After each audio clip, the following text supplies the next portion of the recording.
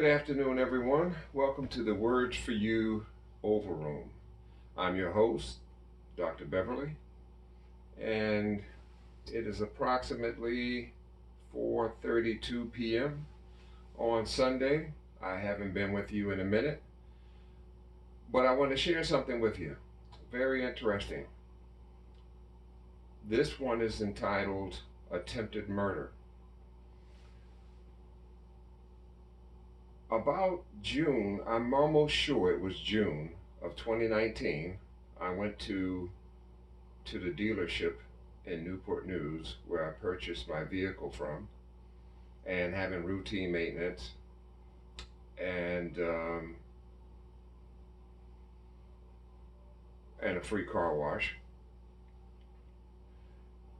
And I was standing in front of the team leader's desk, and she had stepped away to my right. And I remember saying to her, my stomach is getting upset. And then, probably no more than 2 or 3 seconds after that, I said, uh-oh, I'm getting lightheaded. And it was one of those sort of like bar stools, chairs. And I remember I got up on that, and then I started getting very concerned because the floor is concrete. And I said to myself, I'm not going to be able to hold myself up on this chair, and I'm going to fall on this hard floor and get hurt. So then she came around and tried to assist me, and then she called one of the guys out of the maintenance bays where they do the work on the cars. He and somebody else came. Um, I don't actually remember them coming, but I know they came. She told me about it. They came and held me up in the chair, and they called 911 because I was in and out of consciousness. And later, she told me that my eyes were rolling around in my head, uh, and I was just kind of in and out. So when they were holding me up on the chair, I don't remember any of that. I do remember um, once they got me on the gurney. I don't remember them putting me on the gurney. I remember once I got on the gurney, I remember coming to briefly, and it's like in the movies how the director so cleverly uses the camera, and so you can get the the vision of the injured person, how they're kind of in and out of consciousness, and people are gathered around them, and they hear a bunch of voices and whatnot, and that's what it was like for me. And I remember, and they started rolling me out to the left to take me out to the ambulance.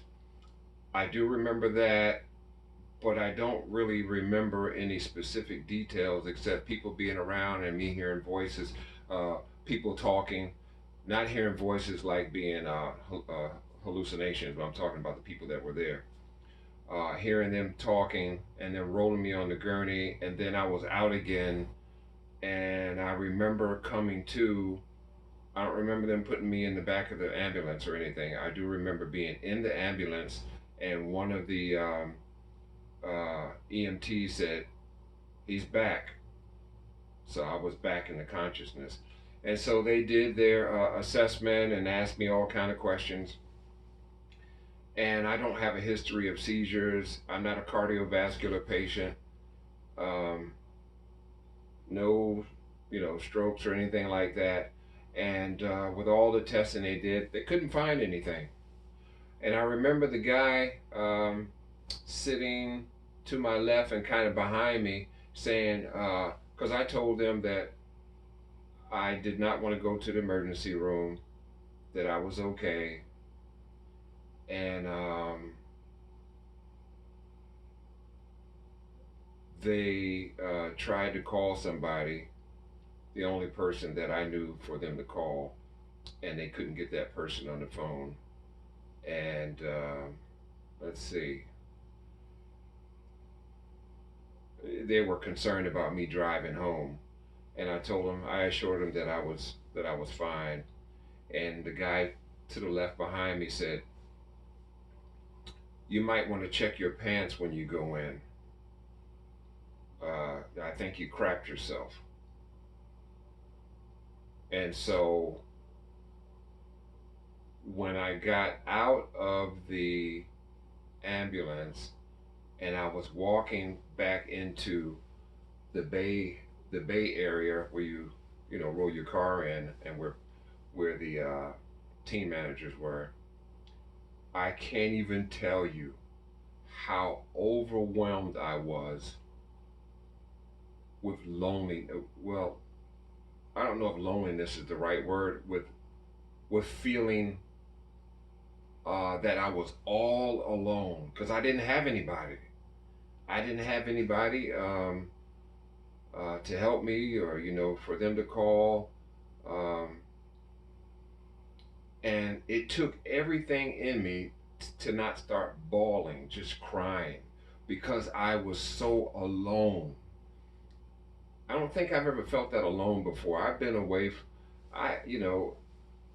Throughout the years, I had to, go away for school, to do um, residency hours. Um, I went out to Missouri. I was out there by myself for a while. Um, so I've been alone before, but this was different. I was in trouble, medically, and I didn't have anybody. So I was so overwhelmed. Anyway, I went in and I went to the bathroom and checked myself. I was still kind of in a daze. Uh, it's like a seizure patient being postdictal. Um, you can look it up. Like a seizure patient being postdictal. I was still kind of foggy, and so I just couldn't. I didn't know what was what. So I went to the bathroom and I checked myself, and I was fine. I had not cracked myself, and I went to my vehicle. Everybody made sure that worked at the dealership made sure I was okay. Are you okay? And so on and so forth. And I got in my car and I drove back home.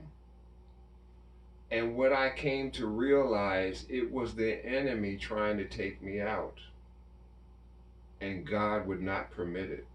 That was the enemy. Trust me. Trust me when I tell you that. I'm not tripping. It was the enemy trying to take me out. And the smell that he smelled was that of a demon apparently leaving. That sulfur smell. Because the way he said it, went to check yourself, he was like, it really smelled. And he was in full belief that I had crapped myself. That was a demon leaving. So because it was sudden onset, upset stomach. Then I started getting lightheaded, and then I was in and out of consciousness, and then all the rest of the story. So God is good. The enemy has tried to take me out many times in my life, but this attempt was very different. I mean, this was like in your face different. It was qualitatively different. So I just thank God, just like the cartoon character, what's his name, Mr. Magoo.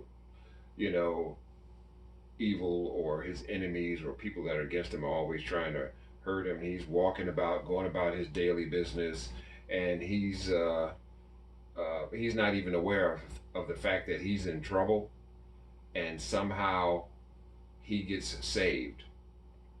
Well, God does that, and he did that for me that day. The enemy tried to kill me, and he saved me. He would not permit it. So I just wanted to share that with you, and I hope you found this video interesting. No music today, but that's okay. You got the story. God bless you, and I'll see you on the next video.